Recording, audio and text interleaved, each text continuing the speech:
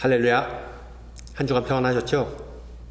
우리 함께 마음을 모아서 8월 7일 수요일 저녁 예배를 성부, 성자, 성령의 이름으로 드립니다. 이 사도신경으로 신앙 고백합니다. 나는 전능하신 아버지 하나님, 천지의 창조주를 믿습니다. 나는 그의 유일하신 아들 우리 주 예수 그리스도를 믿습니다. 그는 성령으로 잉태되어 동정녀 마리아에게서 나시고 본디오 빌라도에게 고난을 받아 십자가에 못 박혀 죽으시고 장사된 지 사흘 만에 죽은 자 가운데서 다시 살아나셨으며 하늘에 오르시어 전능하신 아버지 하나님 우편에 앉아 계시다가 거기로부터 살아있는 자와 죽은 자를 심판하러 오십니다. 나는 성령을 믿으며 거룩한 공교회와 성도의 교제와 죄를 용서받는 것과 몸의 부활과 영생을 믿습니다. 아멘. 우리 찬송가 246장 하시겠습니다. 246장. 예전 찬송가는 221장이고요. 221장. 246장 나 가나안 땅 귀한 성에 우리 함께 찬양합니다.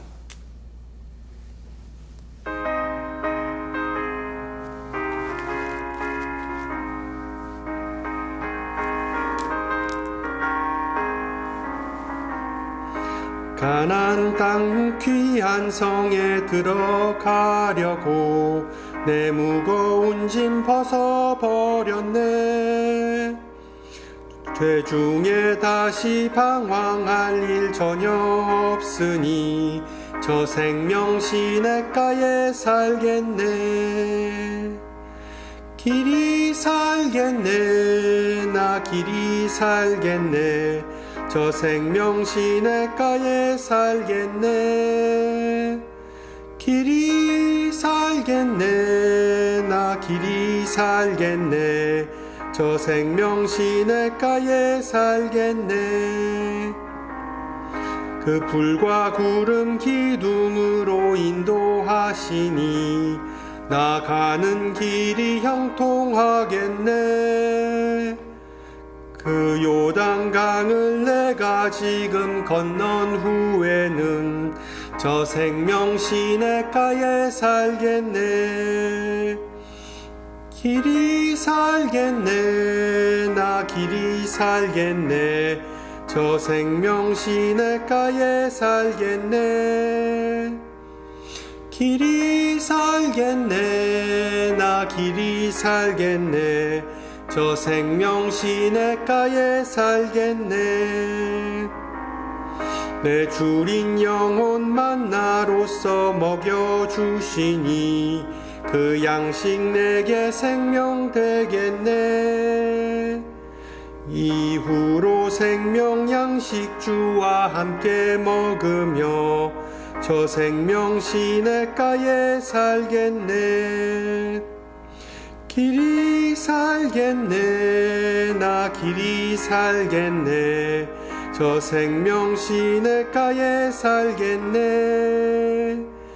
길이 살겠네. 나 길이 살겠네. 저 생명 시냇가에 살겠네. 아멘. 하나님께서 오늘 저녁 우리에게 주신 말씀 히브리서 12장 18절에서 29절입니다. 히브리서 12장 18절에서 19절, 제가 가진 성경으로 신약 368페이지입니다.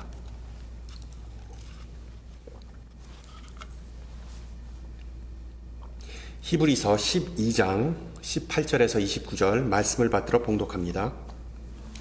너희는 만질 수 있고 불이 붙는 산과 침침함과 흑암과 폭풍과 나팔 소리와 말하는 소리가 있는 곳에 이른 것이 아니라 그 소리를 듣는 자들은 더 말씀하지 아니하시기를 구하였으니 이는 짐승이라도 그 산에 들어가면 돌로 침을 당하리라 하신 명령을 그들이 견지지 못함이라. 그 보이는 바가 이렇듯 무섭기로 모세도 이르되 내가 심히 두렵고 떨린다 하였느니라.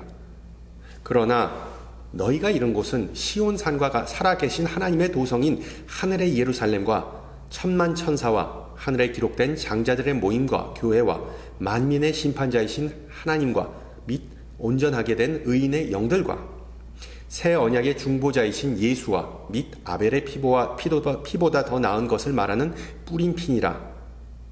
너희는 삼가 말씀하신 이를 거역하지 말라. 땅에서 경고하신 이를 거역한 그들이 피하지 못하였거든 하물며 하늘로부터 경고하신 이를 배반하는 우리일까 보냐. 그때에는 그 소리가 땅을 진동하였거니와 이제는 약속하여 이르시되 내가 또 한 번 땅만 아니라 하늘도 진동하리라 하셨느니라. 이 또 한 번이라 하심은 진동하지 아니하는 것을 영존하게 하기 위하여 진동할 것을 곧 만드신 것들이 변동될 것을 나타내심이라. 그러므로 우리가 흔들리지 않는 나라를 받았은즉 은혜를 받자. 이로 말미암아 경건함과 두려움으로 하나님을 기쁘시게 섬길지니 우리 하나님은 소멸하는 불이심이라. 아멘. 내일 일은 남 몰라요. 하루하루 살아요. 라는 어느 찬양의 가사처럼 한치 앞을 모르는 것이 인생입니다. 우리의 신앙의 여정도 마찬가지죠. 예수님의 제자로서 나는 지금 과연 예수님의 발자취를 따르냐, 나는 영적으로 성장하고 있느냐는 의문이 들 때가 있습니다. 그렇지만 그냥 한 걸음 한 걸음 앞으로 나가는 것이죠. 그리고 욥은 이에 대해 내가 가는 길을 그가 아신다라고 고백합니다. 내가 가는 길을 그가 아신다. 그렇습니다. 우리의 신앙 여정이 힘들고 고단하고 불확실하고 심지어 지루할지라도 본향으로 향하는 길을 알고 계신 선한 목자 예수 대신 예수님께서 우리와 함께 하시기 때문에 우리에게는 소망이 있습니다. 주는 나를 돕는 이시니 내가 무서워하지 아니하겠노라. 마찬가지로 히브리서 저자는 예수님은 우리 신앙인들에게 있어 최고의 헬퍼, 도움이시자 또한 가이드, 안내자라는 점을 선포합니다. 그리고 또한 히브리서 저자는 성경의 전체적인 내용이 본향, 홈을 향한 기나긴 여정임을, journey임을 우리에게 다시 한번 상기시켜주고 있죠. 여러분 잘 보세요. 성경은 인류가 에덴 동산이라는 낙원에서 쫓겨나서 새 예루살렘이라는 그 낙원으로 복귀하는 정말 기나긴 여정을 묘사하고 있습니다. 그것이 바로 성경의 내용이죠. 그러므로 성서의 많은 위인의 삶도 결국 본향을 찾아가는 여정이라는 것을 우리는 알 수 있습니다. 예를 들어 창세기에서는 자신의 고향을 뒤로하고 미지의 세계로 여행을 떠나는 대표적인 인물이 등장하는데 그가 그렇게 한 계기는, 결심한 계기는 오직 믿음 때문이었습니다. 알다시피 아브라함과 그의 가족은 갈대아 우르, 지금의 메소포타미아 지방을 떠나 가나안 지방으로 이주하였습니다. 그러나 가나안에 심한 기근이 들어서 그곳에 가자마자 또한 애굽으로 내려갔습니다. 애굽으로 내려갔다가 다시 가나안으로 올라오죠. 아브라함의 손주인 야곱도 애굽으로 내려가게 되는데 피라미드를 보러 관광하러 간 게 아니라 오랜 세월 죽었다고 생각하던 아들 요셉과 재회하기 위해서 애굽으로 내려갔습니다. 또한 수백 년 후에 야곱의 후손들은 애굽에서 탈출해서 광야에서 40년간 방향하고 그리고 또한 약속의 땅이라는 선조들의 땅으로 결국 회귀하게 됩니다. 그 여정이 순조롭지 않았습니다. 출애굽 1세대는 광야에서 다 목숨을 잃었고 2세대 그들의 자녀들만 약속의 땅에 들어갔죠. 그리고 또 수백 년의 시간이 흐른 후에 그들의 후손인 유대인들은 바벨론의 포로로 끌려가서 70여 년을 거기서 거주한 후에 비로소 또한 고향에 돌아올 수 있게 됩니다. 마지막으로 신약시대에 와서 예수님이 등장하셨는데 예수님 사역의 가장 큰 특징은 엄청나게 많은 곳을 돌아다니셨다는 것이죠. 거의 3,000마일 넘게, 예전에 말씀드렸듯이 3,000마일 넘게 순회 사역을 하신 것으로 추정되는데 분명한 것은 그 긴 여정이 예수님에게 있어 상당한 도움이 되었다는 것입니다. 어떻게? 이곳저곳을 가본 경험자로서, 능숙한 여행자로서 예수님은 성경을 통해 또한 자기 제자들과 더불어 2000년이 지난 우리에게도 신앙 여정을 위한 귀한 정보, 소위 말하는 꿀팁을 제공해 주셨기 때문입니다. 주목할 만한 점은 예수님도 많은 성서의 위인들처럼 아버지의 집인 본향으로 돌아가셨죠. 따라서 성경의 핵심적 주제 중에 하나인 이 여정 모티브는 오늘 읽은 히브리서 12장에도 등장합니다. 즉 히브리서 저자는 모든 신앙인과 모든 교회는 미지의 땅을 여행하고 있다고 암시하죠. 히브리서의 정확한 저자가 누구인지 알 수 없지만 그는 자신의 편지의 수신인들에게 이 세상은 일시적인 거처이고 참된 시민권은 하늘나라에 있다고 기록합니다. 따라서 그들은 모두 하늘나라를 향해 나가고 있다는 사실을 일깨워주고 있습니다. 성경적 백그라운드가 있는 분들은 히브리서가 전혀 쉽지 않은 서신이라는 것을 아실 거예요. 그 이유 중에 하나는 히브리서는 상당히 지치고 위기에 있는 낙심하는 신앙인들을 위해 쓰여졌기 때문입니다. 우리가 추측할 수 있는 내용은 히브리서의 수신인들은 예전에 예수님을 영접하고 뜨거운 믿음을 가졌었지만 어떤 이유에서인지 그 믿음이 식었습니다. 다운됐습니다. 아마도 로마 제국의 끈질긴 핍박 때문에 교인들이 잡혀가고 재산을 몰수당하였습니다. 그러므로 그들은 세상 사람들로부터 손가락질을 받고 이웃으로부터 따돌림을 당하고 심지어 가족과 친척으로부터 배척당했습니다. 한마디로 예수를 믿으면서 삶은 상당히 고달퍼졌던 것이죠. 그래서 자신이 하는 신앙 여정이 버겁고 그리고 또한 짐스럽게 부담스럽게 느껴졌습니다. 그래서 어떤 이들은 그냥 그 여정을 중도에 포기해버렸습니다. 교회도 안 나오고 신앙과 아예 담을 쌓아버렸습니다. 심지어 교우들과도 아예 연을 끊어버렸던 것이죠. 이런 상황에 대해 히브리서 저자는 앞선 장들에서 이미 흘러 떠내려 가지 말라, 믿지 아니하는 악한 마음을 품지 말라, 게으르지 말라, 그리고 모이기를 패하는 어떤 사람들의 습관과 같이 하지 말라, 즉 수일 성소에 목숨을 걸라라고 경고하였습니다. 이런 모든 경고를 종합해보면 이 히브리서가 기록된 1세기는 우리가 사는 이 21세기와 별반 다를 것이 없다고 볼 수 있죠. 시와 때를 막론하고 우리 신앙인들은 항상 이 영적 교만이나 태만이라는 정말 극과 극인 유혹에 빠질 수 있기 때문입니다. 그러나 또한 히브리서 저자는 성도들을 너무 몰아붙이는 것이 능사가 아니라는 것을 알고 오늘 읽은 12장에서는 그들에게 위로의 말씀을 건넵니다. 영적으로 지친 이들에게 그는 예수님과의 관계를 새롭게 맺고 다시 일어나 예수를 향한 여정을 계속하라고 용기를 북돋아 주는 것이죠. 우선 성경이 있으신 분들은 1절과 2절을 보세요. 오늘 읽지 않는 부분이기도 한데 먼저 히브리서 저자는 우리의 신앙생활을 레이스, 경주에 비유합니다. 경주. 그리고 신앙인들이 신앙 여정을 포기하지 말고 인내로서 우리 앞에 당한 경주를 하라고 기록하면서 십자가를 향한 여정을 충성되게 인내하신 예수님의 사역을 예로 듭니다. 우리가 사는 미국에서 육상 경기, 트랙 앤 필드는 별 인기가 없죠. 그러나 신약시대의 경주, 즉 육상 경기 이벤트는 지금의 슈퍼볼만큼 인기가 상당했습니다. 그래서 사도 바울도 그의 서신에서 경주를 자주 언급했던 것이죠. 그런데 신약시대에 치러졌던 경주에 대해 우리가 잘 모르는 사실이 하나 있습니다. 원래 고대 그리스의 마라톤 경기는 이 평평한 지형이 아니라 산악지대를 오르락내리락 했던 지금의 마라톤보다는 훨씬 더 힘들고 혹독한 종목이었습니다. 그리고 더 중요한 것은 모든 선수가 다 그냥 뛰는 것이 아니라 횃불을 들고 뛰는 경기였습니다. 그러니까 지금의 올림픽 성화 봉송과 비슷한 모습이었죠.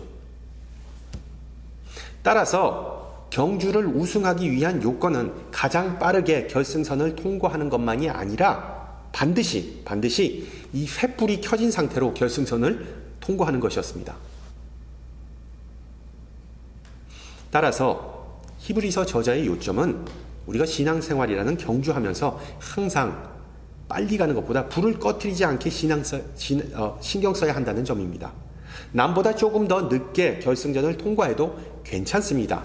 신앙생활의 진정한 승자는 자신의 횃불이 잘 타오르도록 관리를 잘 하거나 아니면 다른 사람의 꺼진 횃불을 다시 불 붙여주는 그런 사람입니다. 경주를 나 혼자 열심히 먼저 끝내는 것이 중요한 것이 아니라 경주를 어떻게 잘 끝내는 것이 중요하다는 것이죠. 그래서 히브리서 12절은 우리 신앙인들이 어떻게 경주를 잘 마무리 지을 수 있는지를 가르쳐 줍니다. 히브리서 저자는 교우들에게 12절에서 피곤한 손과 연약한 무릎을 일으켜 세우고 너희 발을 위하여 곧은 길을 만들어 저는 다리로 하여금 어그러지지 않고 고침을 받게 하라는 영적 코칭을 제공해 줍니다. 더 나아가 히브리서 저자는 오늘 읽은 본문에서 신앙 여정을 보내는 우리가 어떻게 하면 꺼진 불을 되살릴 수 있는지를 설명해 줍니다. 지금의 신앙 여정이 비록 어렵고 힘들지만 최종 목적지를 고려하면 지금의 고통은 충분히 가치가 있다고 주장하는 것이죠. 바꿔 말하면 신앙생활은 물질이 아닌 영적 상급을 염두에 두고 하라는 것입니다. 영적 상급.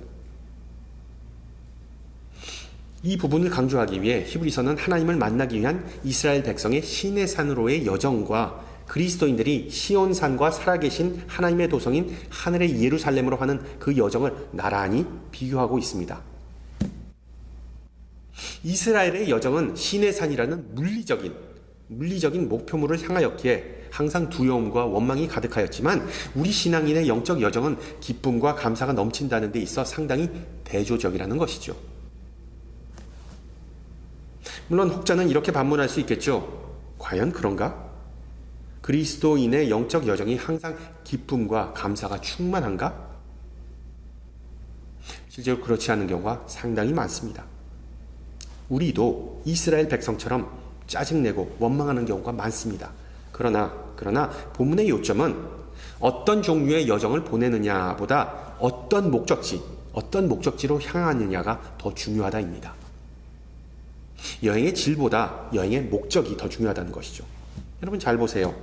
히브리서 저자는 출애굽한 이스라엘의 여정을 실패한 여정으로 간주합니다. 실패했다는 것을 보죠. 18절을 보면 광야를 가로질러 시내산으로 향한 여정을 만질 수 있고 불이 붙는 산과 침침함과 흑암과 폭풍이라고 묘사합니다.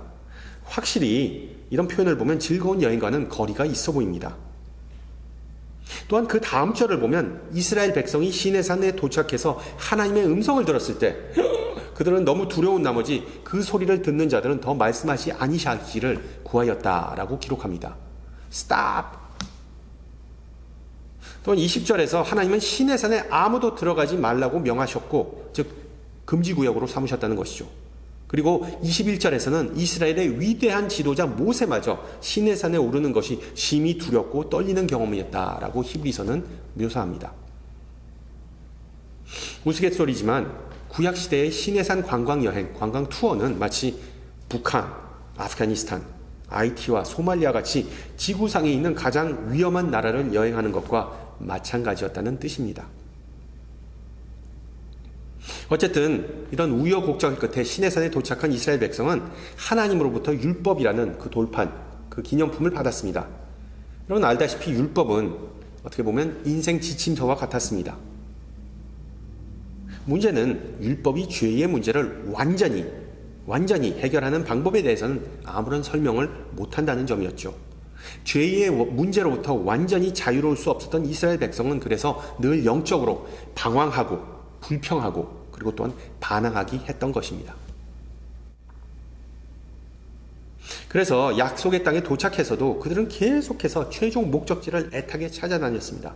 죄의 문제 때문에 거룩한 하나님을 자유롭게 만날 수도 없었고 성소의 그 장막 때문에 휘막 때문에 그들은 하나님과의 친밀한 관계를 맺지도 못했다고 히브리서 저자는 말해줍니다. 다른 한편으로 히브리서 저자는 그런 여정, 그런 기분 좋지 않았던 여정, 그런 불편했던 여정 또한 꼭 필요했던 것이라고 말해줍니다. 마치 이런 메시지를 전해주는 것이죠. 괜찮아. 실패는 성공의 어머니이지.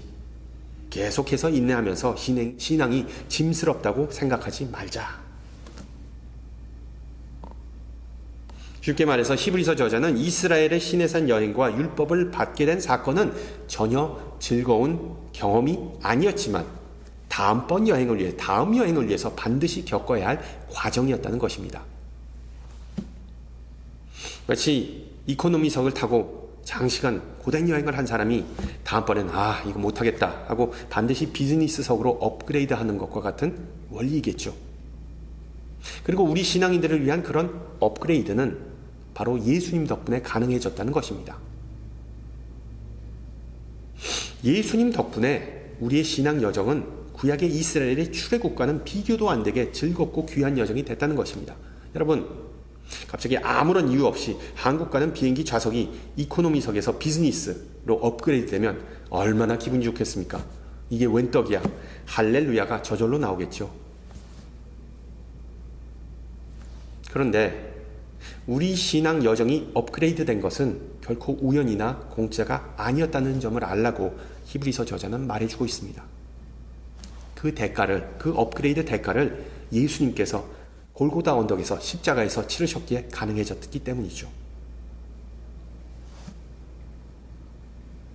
하나님은 결코 죄의 문제에 있어서는 타협하는 분이 아니라 힘들게 여행하는 우리를 불쌍히 여겨서 직접 이 세상에 내려오셔서 자신의 생명으로, 자신의 피로 그 대가를 치르고 우리의 죄의 문제를 완전히 해결해 주셨습니다. 그렇습니다. 오직 예수님 덕분에 하나님의 선택받은 민족인 이스라엘 백성뿐만 아니라 모든 민족이, 모든 열방이 이제는 시온산과 살아계신 하나님의 도성인 하늘의 예루살렘으로 나갈 수 있다는 사실입니다. 할렐루야. 여러분, 잘 보면 히브리서 저자는 어떤 관광 가이드를 연상케 하지 않습니까? 신앙 여정을 보내기로 결심한 사람들에게 마치 이런 충고를 해주는 것이죠. 아, 그래요? 시내산으로 여행 가고 싶으시다고요? 아, 별로 좋은 아이디어는 아니네요. 왜? 거기 가면 산불, 침침함, 흑암, 폭풍밖에 없습니다. 그것이 여러분이 보시게 될 모든 것입니다. 물론 추천해 드릴 만한 다른 여행지가 있죠. 하늘의 예루살렘은 어떻습니까? 거기 가면 천만 천사가 기쁘게 모여 찬양하고 하늘에 기록된 장자들이 모인 교회에 가보실 수 있습니다. 물론 만민의 심판자이신 하나님과 더불어 온전하게 된 의인의 영들을 또한 만나보실 수 있지요. 마지막으로 아벨의 피보다 더 나은 피를 뿌리신 새 언약의 중보자 예수님을 만나실 수 있습니다. 결론적으로 성경은 이런 꿀팁, 이런 맛보기를 그리스도를 믿고 인내하면서 앞으로 나아가는 모든 성도에게 제공하고 있습니다. 물론 대부분 사람은 이 관광 안내 책자나 인터넷 여행 사이트에 나온 사진이나 설명을 열심히 보고 정작 여행을 떠나지 않는 경우가 많죠. 그렇지만 우리 신앙인들은 좋든 싫든 이미 다 신앙 여정을 하고 있는 상태입니다. 그리고 그 신앙 여정의 핵심은 바로 오늘 본문 25절에 나오듯 너희는 삼가 말씀하신 일을 거역하지 말라입니다. 예수님을 부정하고 그 말씀에서 벗어나면 하나님은 내가 또 한 번 땅만 아니라 하늘도 진동하리라 라는 무서운 경고를 하십니다. 말씀을 종합해보면 신앙 여정에 대해 히브리서가 우리에게 주는 꿀팁, 주는 귀한 교훈은 무엇일까요? 로마에 가면 로마법을 따르라 라는 속담처럼 우리가 어느 나라를 처음 방문하고자 하면, 여행하고자 하면 적어도 그 나라에 가서 해야 할 것과 삼가야 할 것을 숙지하고 떠나는 것이 현명한 자세이겠죠. 예를 들어 이스라엘이나 중동 지방을 여행하면서 삼겹살 같은 음식을 거기 가서 찾지 말아야 한다는 것은 상식입니다. 마찬가지로 하나님의 나라를 향한 여정을 떠난 우리 성도들은 하나님 나라의 문화와 그 정신을 미리 잘 배우고 적응해서 익숙해져야 한다는 것이 히브리서의 메시지입니다. 또한 성도의 최종 목적지이자 본향인 하늘나라에 도달하기 전에 우리가 염두에 둬야 하고 또한 실습해야 할 몇 가지 사항들을 알려줍니다. 그 중에 첫째는 하나님 나라의 백성이 된 우리는 하나님을 무시하거나 하나님의 말씀을 안 듣는 것은 정말 무례하다라는 것이죠. 여러분 25절을 다시 한번 읽어드릴게요. 너희가 삼가 말씀하신 일을 거역하지 말라. 땅에서 경고하신 일을 거역한 그들이 피하지 못하였거든 하물며 하늘로부터 경고하신 일을 배반하는 우리일까 보냐? 쉽게 말하면 시내산에서 하나님께서 이스라엘 백성에게 말씀하셨을 때 이스라엘은 그 말씀을 쌩깠습니다. 무시했습니다. 결과적으로 무서운 심판이 임했고 또한 대부분의 백성은 여행을 마치지 못하고 다 광야에서 목숨을 잃었습니다. 우리가 하나님의 말씀을 대면할 때 반드시 경외하는 마음으로 들어야 한다고 성경은 말하고 있는 것이죠. 두 번째 꿀팁 또한 간단 명료합니다. 하나님께서 우리에게 베푸신 은혜를 늘 생각하고 감사하면서 여행하라는 것입니다. 28절을 보세요. 은혜를 받자 이로 말미암아 경건함과 두려움으로 하나님을 기쁘시게 섬길지니라. 무신론자에게 있어 가장 난감한 상황은 감사하는 마음이 있지만, 감사함을 느끼지만 감사할 대상이 없다는 것입니다. 우리 신앙인들에게는 감사하는 마음이 있든 없든 감사와 찬양을 항상 돌릴 수 있는 대상이 있습니다. 하나님에게 감사할 수 있다는 그 자체가 축복이라는 사실을 잊지 마시기 바랍니다. 결론적으로 하나님의 말씀을 듣고 따르는 것, 그리고 하나님의 은혜를 감사하는 것은 신앙 여정을 보내는 우리에게 있어 가장 기본적이고 또한 유용한 정보이자 반드시 지켜야 할 사항입니다. 지금 여러분은 하나님의 말씀에 집중하면서 감사와 찬양으로 화답하십니까? 우리의 선한 목자 되신 예수님의 음성을 듣고자 노력하십니까? 아니면 여러분 자신의 음성에만 집중하십니까? 여러분 불평과 불만을 좀 내려놓고 찬양과 감사가 늘어나기를 원하십니까? 그렇다면 기억하세요. 제자도는 마치 자전거 타는 것과 마찬가지입니다. 페달질을 멈추는 그 순간에 균형을 잃고 꼬꾸라지게 되죠. 앞서 말씀드렸듯이 신앙 여정은 힘들고 고달파서 인내와 훈련이 꾸준히 요구됩니다. 페달질을 계속해야 합니다. 자기 자신을 훈련하지 못하고 인내심을 잃는 순간, 포기하는 순간 우리도 히브리서에 나온 성도들처럼 언제든지 실족할 수 있습니다. 다행인 것은 우리에게는 정말 소중하고 그 어느 것과 비교할 수 없는 목적지가 우리를 기다리고 있다는 사실입니다. 지나온 여정을 되돌아보면 하나님의 은혜가 가득하였다는 점을 알 수 있듯이 우리 앞에 놓인 미래의 여정 또한 하나님의 은혜가 충만하다는 사실을 믿고 전진하는 성도가 되시기를 축원합니다. 함께 기도합니다. 신실하고 선하신 주님, 오늘 말씀을 통해 우리의 신앙 여정의 최종 목적지가 시온산이자 살아계신 하나님의 아름다운 도성임을 일깨워 주심을 감사드립니다. 본향으로 가는 길이 길고 힘들어서 때로는 우리의 마음이 갈급하거나 무거울 때가 많습니다. 또한 낙심하거나 열정을 잃거나 의지를 상실하는 때가 있음을 고백합니다. 사랑이 많으신 아버지, 제자의 길을 걷지 못하고 세상의 길을 추구하면서 주님보다 우리 자신에 더 시선을 집중하였음을 회개합니다. 그런데도 주님께서는 포기하지 말고 계속해서 전진하라고 말씀하셨습니다. 흔들리고 약해질 때마다 주님의 말씀에 귀를 기울이고 감사하는 마음으로 예배함으로 성령께서 우리의 사랑과 열정을 되살리는 귀한 역사가 있게 하옵소서. 우리의 힘만으로 이 어려운 길을 가는 것이 아니라 주님께서 동행한다는 사실을 항상 기억하면서 주변에 있는 주님의 형제자매들에게도 힘이 되고 또한 힘을 얻는 성숙한 신앙인의 모습이 우리 삶 속에 있기를 소망합니다. 우리 모두 다 그리스도 안에서 형제자매 되었음을 일깨워 주사 서로를 향한 사랑과 기도로 신앙 여정의 귀한 동반자로 다시 태어나기를 기도합니다. 은혜가 많으신 하나님, 지금도 세계 곳곳에서 전쟁과 자연재해로 고통받는 주님의 자녀들을 불쌍히 여기고 기억하사 그들에게 은혜를 베푸시기를 간구합니다. 특히 몸과 마음이 아파서 홀로 있거나 경제적 어려움으로 인해 절망하는 이를 위해 기도하오니 그들에게 은혜의 손길을 베푸사 아프고 심란한 마음이 치유되고 회복되는 귀한 역사가 있게 하옵소서.